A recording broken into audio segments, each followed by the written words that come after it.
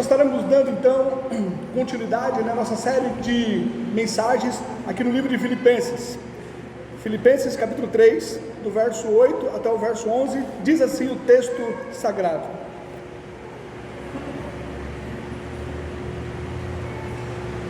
E na verdade, tenho também por perda todas as coisas, pela excelência do conhecimento de Cristo Jesus, meu Senhor, pelo qual sofri a perda de todas essas coisas, e as considero como escória, para que possa ganhar a Cristo, e seja achado nele, não tendo a minha justiça que vem da lei, mas a que vem pela fé em Cristo, a saber, a justiça que vem de Deus pela fé, para conhecê-lo e a virtude da sua ressurreição, e a comunicação de suas aflições, sendo feito conforme a sua morte, para ver se de alguma maneira posso chegar à ressurreição dentre os mortos.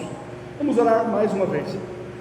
Senhor, eu suplico a Ti a Tua graça, a capacitação do Teu Espírito Santo, o auxílio do Teu Espírito, para que eu possa ser um instrumento Teu para edificar a Tua igreja. Me usa como vaso de barro, para que a excelência seja do Senhor. Para o Teu povo eu suplico que o Senhor possa dar o discernimento do Teu Espírito, para que eles possam reter no coração só o que vier de Ti. Eu oro ao Senhor, em nome de Jesus, amém. Poder sentar, irmãos? Nós falamos aqui na semana passada, do capítulo 3, do verso 1 até o verso 7. Paulo, quando ele começa aqui essa parte, nós vimos que ele diz, no verso 1, resta, irmão meus, que vos regozijeis no Senhor. Há um sentido aqui de continuidade, como que ele já havia falado sobre o regozijo que Epafrodito devia ter, que a igreja devia ter em virtude de Epafrodito, da recuperação de Epafrodito. Ele coloca uma continuidade que esse regozijo deveria ter. E só é possível esse regozijo, não obstante as aflições, em virtude de ser algo vindo de Deus. Por isso que ele coloca, regozijai-vos no Senhor. Logo depois, Paulo ele dá aqui recomendações acerca desses falsos mestres, que ele os considera como cães, como imundos, visto que eles estavam ali atrapalhando o crescimento da igreja com as suas falsas doutrinas. E eles se vangloriavam pelo fato de eles serem circuncidados. Paulo então mostra que na verdade eles tinham sido mutilados, que eram somente um corte externo, mas não houve uma atuação de Deus no coração, uma experiência pessoal, interior, que eles tiveram com Deus. Paulo então refuta essa vanglória deles se acharem que tinha algo que eles podiam se segurar, que era a sua circuncisão. E em seguida, Paulo ele coloca como fosse o currículo dele acerca das suas obras, que se pudesse então se vangloriar, ele era a pessoa que assim poderia fazer. Ele mostra que ele era hebreu dos hebreus, que ele fora circuncidado de acordo com a lei no 8º dia de nascimento. Ele mostra que ele era da tribo de Benjamim. Ele mostra que realmente ele tinha obras dignas de que alguém poderia se vangloriar, mas mesmo assim ele reconhece tudo aquilo como perda, conquanto ele conhecesse a Cristo. Chegando agora no verso 8, eu gostaria que os irmãos continuem com as suas Bíblias abertas, e nós vamos então, à medida que formos falando, os irmãos conferindo então com as suas Bíblias, tudo que nós formos tratando aqui. No verso 8 então, Paulo ele diz: na verdade, eu tenho também por perda todas as coisas, pela excelência do conhecimento de Cristo Jesus, o meu Senhor, pelo qual sofri a perda de todas essas coisas, e as considero como escória, para que possa ganhar a Cristo. Logo aqui na parte A do verso 8, quando ele diz: e na verdade eu tenho também por perda todas as coisas, pela excelência do conhecimento de Cristo Jesus, o meu Senhor.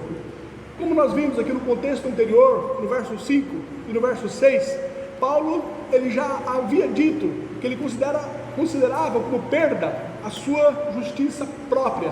E agora ele acrescenta, não somente como perda a sua justiça própria, mas ele entende que todas as coisas, Todas as demais coisas ele considera como nada, ele considera como perda, conquanto que ele pudesse conhecer a Cristo.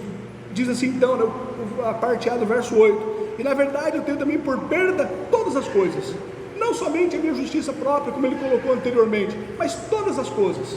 Ele refutava, ele reconhecia que era como perda para ele, conquanto ele pudesse conhecer a Cristo Jesus, o seu Senhor. Colossenses capítulo 2, do verso 18 ao verso 23, diz assim: ninguém vos domine a seu bel prazer, com pretexto de humildade e culto dos anjos, envolvendo-se em coisas que não viu, estando debalde inchado na sua carnal compreensão, e não ligado à cabeça, da qual todo o corpo provido, organizado pelas juntas e ligaduras, vai crescendo em aumento de Deus. Se pois estáis mortos com Cristo, quanto aos rudimentos do mundo, por que vos carrego ainda de ordenanças, como se vivesseis no mundo, tais como: não toques, não proves, não manuseis, as quais coisas todas perecem pelo uso, segundo os preceitos e doutrinas dos homens, as quais têm, na verdade, alguma aparência de sabedoria, em devoção voluntária, humildade e em disciplina do corpo, mas não são de valor algum, senão para satisfação da carne. É o que Paulo, ele argumenta também aqui em Colossenses, que todas essas coisas, elas não têm mérito diante de Deus, elas devem ser refutadas. Ele reconhece como nada, nenhuma obra pode ser justificada diante de Deus, e ele considera não somente as suas virtudes, as suas obras, mas todas as coisas como perda, conquanto ele pudesse conhecer a Cristo. Continuando então no verso 8, ele diz: pelo qual sofri a perda de todas essas coisas, e a considero como escória, para que possa ganhar a Cristo. Paulo, ele estava disposto a perder tudo o que possuía, e ele considerava então como nada, conquanto ele pudesse ganhar a Cristo. É importante nós percebermos esse sentimento aqui de Paulo, esse reconhecimento que as coisas que o mundo pode nos oferecer, ou o que nós podemos fazer em termos de religiosidade, isso nada se compara com quanto que nós venhamos ganhar a Cristo. E ele então renuncia, ele considera que nada disso tem validade diante de Deus. Lucas capítulo 14, o verso 26, o verso 27 e o verso 33, Jesus assim diz: se alguém vier a mim e não aborrecer ao seu pai e mãe e mulher e filhos e irmãos e irmãs, e ainda também a sua própria vida, não pode ser o meu discípulo. E qualquer que não levar a sua cruz e não vier após mim, não pode ser o meu discípulo. Assim pois, qualquer de vós que não renuncia a tudo quanto tem, não pode ser o meu discípulo. Aqui nessa parte, Jesus, ele é mais veemente, e como que Paulo estivesse corroborando essa fala aqui de Jesus, mostrando a necessidade de nós renunciarmos tudo se nós queremos ser discípulos do Senhor Jesus Cristo. Não há nada que possa nos dar então a justiça, ou nos fazer ter mérito diante de Deus. Aquele que não renuncia a tudo quanto tem, ele não pode caminhar com Jesus Cristo, ele não pode ser discípulo de Jesus Cristo, ele não pode ser recebido por Deus, se nós não renunciarmos a tudo pela causa por Cristo. Jesus, ele compara o reino dos céus a uma pérola de grande valor. Olha o que diz aqui Mateus capítulo 13, do 45, verso 46. Outro sim, o reino dos céus é semelhante a um homem negociante, que busca boas pérolas, e encontrando uma pérola de grande valor, ele foi, vendeu tudo quanto tinha e a comprou. É como que nós olhássemos para as nossas posses, para os nossos méritos, para as nossas obras, para as coisas que porventura nós tivéssemos, e renunciássemos tudo, porque temos algo maior, uma pérola maior, de um valor maior e mais sublime, quando nós alcançamos a Cristo. Nós devemos estar dispostos a rejeitar tudo que nos afasta da glória e do senhorio de Cristo, pois não há outro meio, não há outra forma de nós sermos aceitos por Deus se não for assim. Se não estivermos dispostos do coração, da mente, a verdadeiramente renunciarmos tudo que possa nos afastar do senhorio de Cristo, da glória de Jesus Cristo. E volto a dizer, não temos como sermos aceitos por Ele se não for desta forma. É isso que Paulo ele diz aqui no verso 8. E na verdade eu tenho também por perda todas as coisas, pela excelência do conhecimento de Cristo Jesus, o meu Senhor, pelo qual sofri a perda de todas essas coisas, e as considero como escória. Ele considera como nada, ele considera como lixo, como escória, para que ele possa ganhar a Cristo. No verso 9 ele diz, e seja achado nele, Paulo, ele demonstra que o que ele renunciou por Cristo, ele agora recuperou em Cristo. Tudo o que ele havia entendido, que o mundo poderia lhe oferecer, lhe dar, todas as coisas que ele renunciou por causa de Cristo, agora pelo fato dele estar em Jesus Cristo, ele agora ser filho de Deus, ele agora ser aceito por Deus, ele agora estar em Jesus Cristo, ele recuperou todas as coisas. Ele começa o verso 9 dizendo, o verso 8 ele mostra que renunciou tudo, pelo conhecimento de Cristo, para que possa estar agora em Cristo. Marcos, capítulo 10, do verso 28 ao verso 30, diz assim, e Pedro começou a dizer-lhe, eis que nós tudo deixamos e te seguimos. E Jesus respondendo disse, em verdade vos digo que ninguém há que tenha deixado casa, ou irmãos, ou irmãs, ou pai, ou mãe, ou mulher, ou filhos, ou campos, por amor de mim e do Evangelho, que não receba 100 vezes tanto, já neste tempo, em casas, irmãos, irmãs e mães, e filhos, e campos, com perseguições, e no século futuro, a vida eterna. Gálatas, capítulo 4, verso 7 diz, assim que já não és mais servo, mas filho, e se és filho, és também herdeiro de Deus por Cristo.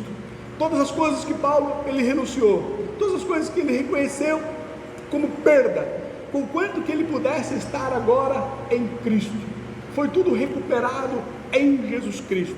Na verdade, por estarmos em Jesus Cristo, nós agora somos filhos, nós agora somos herdeiro e co-herdeiro com Cristo. Na verdade, se nós formos muito honestos com nós mesmos, nós iremos entender que nós não tínhamos nada, e o que nós pensávamos que tínhamos era somente uma ilusão, e o que nós renunciamos por causa de Cristo, agora nós passamos a ter o que é verdadeiro, o que é real, o que é da parte de Deus e não da parte do enganador, o que é agora algo espiritual, algo eterno e não algo efêmero. O que nós temos agora em Cristo Jesus é o fato de sermos aceitos por Deus, de sermos herdeiros e co-herdeiros com Cristo, e recuperamos todas as coisas que nós pensávamos tínhamos, mas na verdade era pura ilusão. Agora verdadeiramente nós somos abençoados por estarmos em Cristo, em Jesus Cristo. O que ele começa dizendo, e seja achado nele. Agora nós estamos em Jesus Cristo e Deus nos vê agora como filhos dele, e somos ligados ao cabeça, a Cristo. Ele continua, não tendo a minha justiça que vem da lei. A lei, ela exige que o homem seja justo através das obras, mas Paulo ele diz aqui no verso 9, eu não tendo a minha justiça que vem da lei. Ele mostra que a justiça que é pelas obras, que é exigida então pela lei, essa ele não tinha. Ainda que a lei exigisse as obras para que ele pudesse ser aceito por Deus, essa justiça então ele não a tinha. Romanos capítulo 10, o verso 5 diz: ora, Moisés descreve a justiça que é pela lei, dizendo: o homem que fizer essas coisas viverás por ela. E Paulo então ele afirma, que ele não tem essa justiça própria, essa justiça através das obras, essa justiça que era exigida pela lei. Ele então renunciou tudo. Mas ainda que ele tenha feito uma lista, que nós vemos aqui no verso 5 e no verso 6, uma lista de todos os seus méritos, que ele poderia se justificar, numa parte humana, pelo que ele tinha, no qual ele diz que ele era da tribo de Benjamim, no qual ele diz que ele é hebreu dos hebreus, no qual ele diz que ele foi circuncidado ao 8º dia. Por mais que ele tivesse todas essas obras, que ele pudesse estar se justificando diante de Deus, nós sabemos que essa justiça, ela não é aceita por Deus, a nossa justiça própria. Olha o que diz Isaías capítulo 64, o verso 6: mas todos nós somos como imundo, e todas as nossas justiças como trapo de imundícia, e todos nós murchamos como a folha, e as nossas iniquidades como o vento nos arrebatam. Essa palavra trapo de imundícia, ela era usada conforme os leprosos daquela época, eles então colocavam aqueles panos em suas feridas, e depois, quando eles tiravam aqueles panos, todo contaminado com o sangramento que havia na parte que ele cobria, aquele pano então que era descartado, que normalmente era queimado porque era todo infectado, aqueles panos era considerado então trapo de imundícia. Isaías ele fala que a nossa justiça perante Deus era comparada a esse pano imundo, como trapo de imundícia. Então, na verdade, por mais que pudéssemos nos justificar diante de Deus, achamos que temos alguma obra que possa nos dar mérito diante dele, Isaías então diz que a nossa justiça, ela é um trapo de imundícia. Nós não temos nada que por nós mesmos pudéssemos então nos justificar ou sermos aceitos por Deus.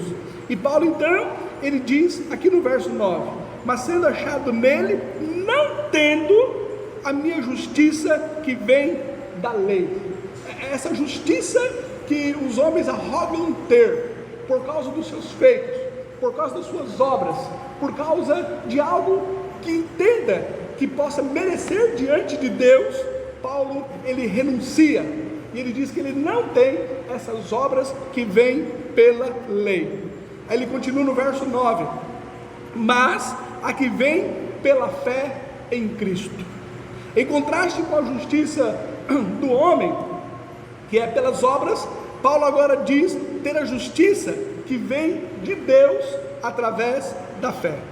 É muito bom nós entendermos aqui que é colocado aqui nesse texto duas justiças: a justiça da lei, que é através da fé, e a justiça da lei, que é alcançada através das obras, e a justiça de Deus, que é alcançada pela fé através da graça. Essas duas justiças, elas se opõem uma à outra. Essas duas justiças, elas não podem andar juntas. Por isso que Paulo, ele renuncia à justiça através das obras, que é mantida pela lei, que é exigida pela lei, e ele mostra que não tem essa justiça, ele renunciou. Mas a justiça que ele vem é a justiça pela fé, alcançada pela graça por Deus. Então no verso 9 ele fala: a saber, a justiça que vem de Deus pela fé. Pela fé nós recebemos então essa justiça que Deus nos conferiu. Essa justiça que ela procede de Deus, ela é pela fé, e ela procede de Deus, não necessariamente somente pelo fato de que a fé é um dom de Deus, mas também porque essa justiça nos é dada por causa da benignidade de Deus, por causa da graça e da misericórdia de Deus. Essa justiça que vem de Deus, Ele nos confere por causa dEle, em virtude dEle, independente de nós. Nós, colocando aqui, a justiça que vem das obras, que é alcançada por causa da lei, o homem tem que fazer obras para que possa se justificar diante de Deus. Já a justiça que ela é dada pela fé, que é uma graça de Deus, ela apresenta o homem nu perante Deus, e ele então é revestido pela justiça de Cristo. Nós nos apresentamos sem nada, nós nos apresentamos não tendo nada que pudesse oferecer a Deus, e nos resguardamos, nos protegemos, buscamos então a justiça que vem em Jesus Cristo, olhando para o que Cristo fez na cruz do Calvário. Reconhecemos que não somos nada, não temos nada e nenhum mérito diante de Deus, mas então nos colocamos totalmente na dependência do que Jesus Cristo fez por nós na cruz do Calvário. É essa justiça que depende do sacrifício de Cristo, depende do que Cristo fez, e nos submetemos à graça, ao favor, ao mérito que nos é conferido por causa de Deus nos amar, por causa de Deus ser benigno para conosco, é por causa da vontade dele. É o que ele diz aqui no verso 9: e seja achado nele, não tendo a minha justiça que vem da lei, mas a que vem pela fé em Cristo, a saber, a justiça que vem de Deus pela fé. A justiça que vem de Deus pela fé. No verso 10 ele continua: para conhecê-lo e a virtude da sua ressurreição e a comunicação de suas aflições, sendo feito conforme a sua imagem. Para conhecê-lo e a virtude da sua ressurreição. Paulo aqui ele realça tanto a eficácia quanto a natureza da fé, que é o conhecimento de Cristo e o poder da sua ressurreição, que o sentido aqui é tendo a plenitude da nossa redenção, é que nós somos salvos, nós já somos o templo do Espírito Santo, nós já somos filhos de Deus, mas ainda seremos salvos no sentido que ainda nos resta a ressurreição, onde teremos então um corpo glorificado. Então Paulo ele diz aqui, para conhecê-lo e a virtude da sua ressurreição, é como a sua redenção na sua plenitude. É importante nós entendermos que esse conhecimento de Cristo, da sua ressurreição, ele não pode ser somente teórico, ele não pode ser somente acadêmico. Há uma necessidade de nós termos uma experiência pessoal com Cristo. Nós não podemos conhecê-lo teoricamente, conhecê-lo por ouvir falar. Esse conhecimento de Cristo tem que ter uma experiência pessoal. Eu tenho que conhecê-lo, o poder e a ressurreição dele em minha vida, como a eficácia do que Cristo ele fez na cruz do Calvário por mim. A necessidade de um conhecimento experimental, de um conhecimento através de você vivenciar Cristo em sua vida, pela fé, ao reconhecê-lo que ele morreu por ti na cruz do Calvário, e ter uma experiência pessoal com ele de novo nascimento. É por isso que Paulo ele coloca aqui como a virtude da sua ressurreição, que vinha a ser então o resultado deste conhecimento. Ele fala, e seja achado nele, aliás, que o verso 10, para conhecê-lo e a virtude da sua ressurreição. É um conhecimento na prática, é um conhecimento pessoal, é um conhecimento no qual nós vivenciamos uma comunhão íntima com ele, através da cruz do Calvário e experimentamos Ele em nossa vida. Nós não ouvimos falar, nós não o conhecemos teoricamente, mas nós sabemos em quem nós temos crido, porque tivemos uma experiência pessoal com Ele, porque vivenciamos a realidade de sermos agora filhos dEle pela fé, de termos a convicção que somos o templo do Espírito Santo, que nós fomos selados pelo Espírito Santo, e temos então uma experiência pessoal com Deus. É isso que ele coloca aqui, para conhecê-lo e a virtude da sua ressurreição. E ele continua dizendo, né? E a comunicação de suas aflições, sendo feito conforme a sua morte. Veja bem, essa experiência e esse conhecimento que nós temos com Ele, ela já é real pelo fato de nós já experimentarmos a vida eterna. Nós já somos salvos, nós já temos a convicção que os nossos nomes estão escritos no livro da vida eterna, e nós vivenciamos com Ele uma experiência pessoal. Eu já tenho a convicção da minha salvação. Olha o que diz 1 João capítulo 5, o verso 13: essas coisas vos escrevi a vós, os que credes no nome do Filho de Deus, para que saibais que tendes a vida eterna. Ou seja, eu não vou ter a vida eterna, mas eu já tenho a vida eterna. Que tendes a vida eterna, e para que creiais no Filho, no nome do Filho de Deus. Então, nós já temos a vida eterna, nós já estamos em comunhão com Deus, já estamos experimentando um relacionamento pessoal com Ele. Nós já estamos vivenciando essa experiência de Filho de Deus. A eternidade já é algo vivenciado por nós, já é presente. Nós já temos a vida eterna. 1 João capítulo 5, o verso 13. E ele continua então no verso 10: e a comunicação de suas aflições, sendo feito conforme a sua morte. A palavra aqui, comunicação, no final aqui do verso 10, ela poderia ser traduzida por comunhão, visto que no original aqui está a palavra koinonia. E quando Paulo ele fala a comunicação das suas aflições, ou seja, a comunhão com as suas aflições, está relacionado à sua morte. Nós temos comunhão com a morte de Jesus Cristo. Essa comunhão com a morte de Jesus, ela deve ser vista de duas formas, tanto interior como também exterior.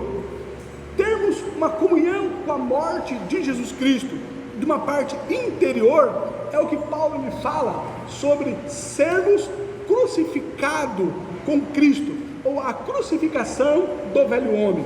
Diz respeito àquele momento em que nós reconhecemos o nosso pecado, o pecado que nós herdamos de Adão, e olhamos para a cruz de Cristo, pelo que Cristo ele fez por nós.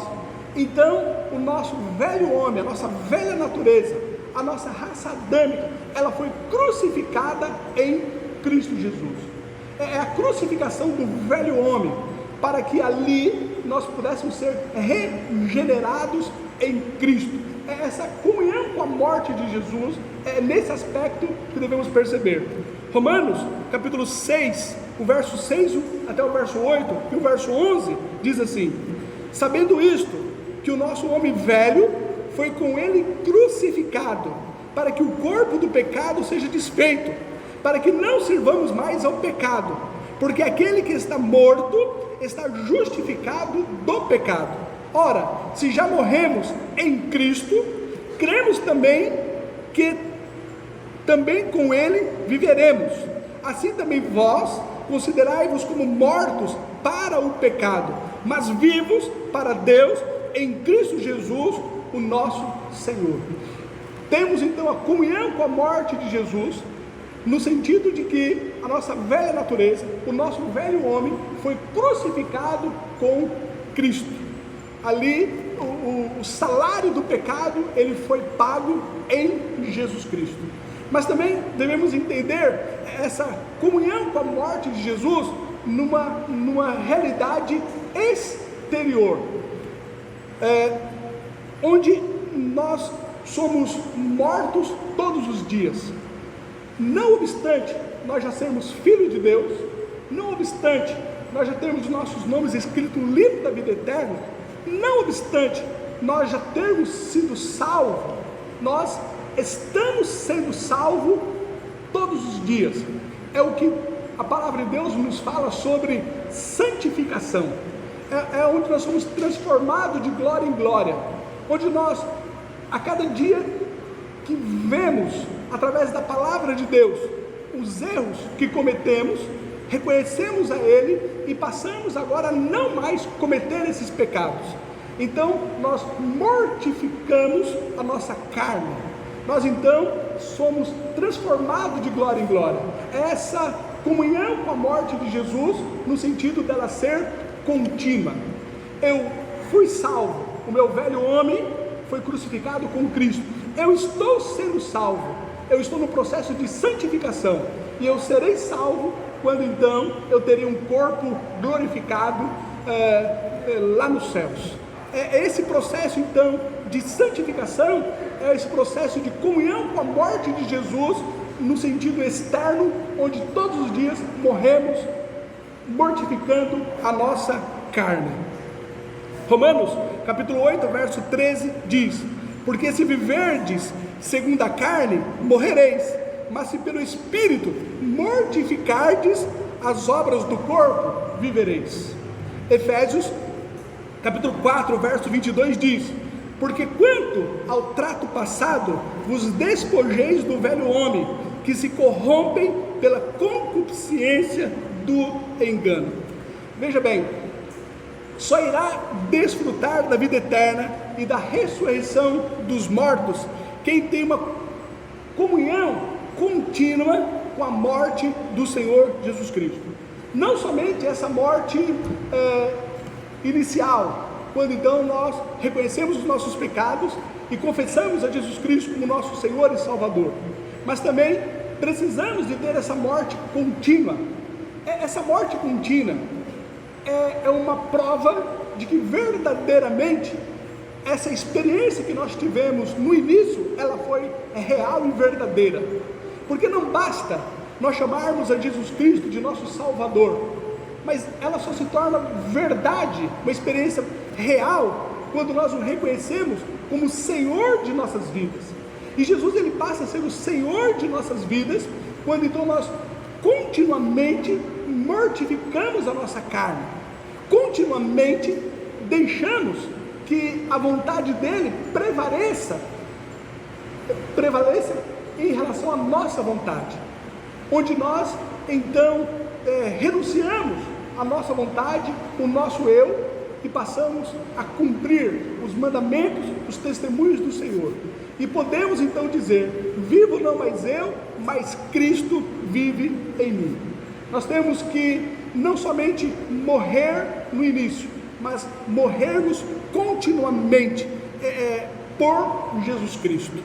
Gálatas capítulo 2, o verso 20 diz: já estou crucificado com Cristo, e vivo não mais eu, mas Cristo vive em mim. E a vida que agora vivo na carne, vivo na fé do Filho de Deus, o qual me amou e se entregou a si mesmo por mim. 1 Coríntios capítulo 15, verso 31 diz: eu protesto que cada dia morro, gloriando-me em vós, irmãos, por Cristo Jesus, o nosso Senhor. Pessoas que reconhecem a Jesus Cristo como Salvador, mas não o reconhecem como Senhor, e têm uma vida de acordo com o seu bel prazer, não se submetendo ao senhorio de Cristo, tendo como base a sua palavra para diretriz da sua vida, não houve uma experiência verdadeira e real com Cristo. Os verdadeiros filhos de Deus são aqueles que têm uma morte contínua, se submetendo continuamente à palavra de Deus. É esse processo de santificação, é esse processo de transformação de glória em glória, é esse processo de mortificação da carne, que corrobora, que testifica que verdadeiramente nós somos filhos de Deus. No verso 11, aqui ele diz, para ver se de alguma maneira eu posso chegar à ressurreição dentre os mortos. Aqui não tem o sentido de dúvida, né?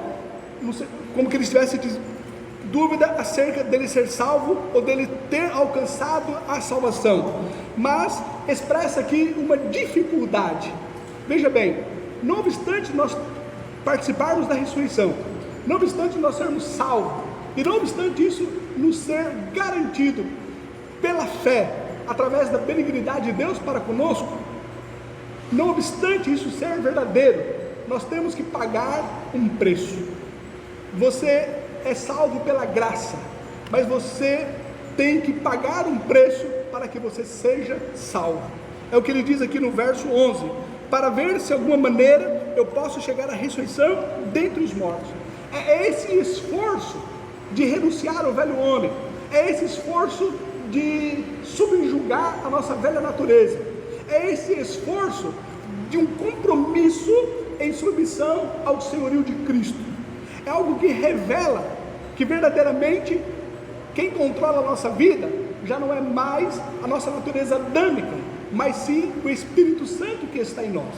Paulo, ele não está com dúvida no sentido que ele já é filho de Deus, que ele tem a ressurreição, mas ele está expressando aqui, mostrando a dificuldade, no sentido que temos que pagar um preço para corroborar que verdadeiramente somos filhos de Deus. 1 Coríntios capítulo 9, o verso 27 diz, antes subjugo o meu corpo e o reduzo à servidão, para que pregando aos outros, eu mesmo não venha de alguma maneira a ficar reprovado. Mateus capítulo 11, verso 12 diz, e desde os dias de João o Batista até agora, se faz violência ao reino dos céus, e pela força se apoderam dele. Se nós olharmos aqui esses versículos anteriores, Paulo ele mostra que ele não tem a justiça que vem através das obras. Não é pelas obras que nós somos salvos, mas todo aquele que é salvo, ele pratica boas obras. Todo aquele que é filho de Deus, ele se santifica. Todo aquele que é filho de Deus, ele renuncia à sua velha natureza. Nós não subjugamos o nosso corpo para sermos salvos, mas nós fazemos isso porque somos salvos. Nós nos santificamos porque somos filhos de Deus, porque nós buscamos nos assemelhar ao nosso Deus. Eu estava conversando com a minha filha essa semana, mostrando acerca da questão desse sentido, que nós não somos salvos pelas obras, mas porque nós somos salvos, nós então praticamos as boas obras. Que nós, enquanto cristãos, nós não temos uma religião, nós não temos um conjunto de informações, nós não temos regras no qual nós devemos seguir, mas o que nós temos é um Senhor, no qual Ele é o nosso mestre. Nós temos um estilo de vida que se baseia na pessoa do Senhor Jesus Cristo, e a partir do estilo de vida dele, nós buscamos ser discípulo dele e fazer o mesmo. E é esse discipulado contínuo que demonstra que verdadeiramente nós somos filhos de Deus. Então, se alguém perguntar qual a sua religião, nós não temos uma religião, nós não temos um conjunto de regras no qual nós seguimos. O que nós temos é um estilo de vida que se baseia numa pessoa, a pessoa do Senhor Jesus Cristo, no qual Ele é o nosso Senhor, e nós nos submetemos ao mandato dele, às ordens dele. Essa submissão voluntária como discípulos dele, que faz com que nós venhamos renunciar todos os dias a nossa natureza pecaminosa, para que se cumpra o que diz aqui no verso 11, para ver se de alguma maneira eu posso chegar à ressurreição dentre os mortos. Que Deus nos ajude. Vamos orar. Ó Pai, damos graças pela sua benevolência, damos graças, ó Pai, pela sua misericórdia através de Cristo Jesus. Obrigado porque os nossos olhos eles foram abertos, e aprendemos, ó Pai querido, que somos aceitos pelo Senhor por causa de Ti, pelo que o Senhor fez conosco através de Jesus Cristo, pela Tua graça, pela Tua misericórdia. Obrigado, ó Pai, pela Tua benevolência em ter aberto os nossos olhos e se revelado a nós através da cruz de Cristo. Ó Senhor, que nós possamos continuamente viver em submissão ao Seu senhorio. Para tanto, nos ajuda através do Teu Espírito Santo. Eu oro a Ti em nome de Jesus. Amém.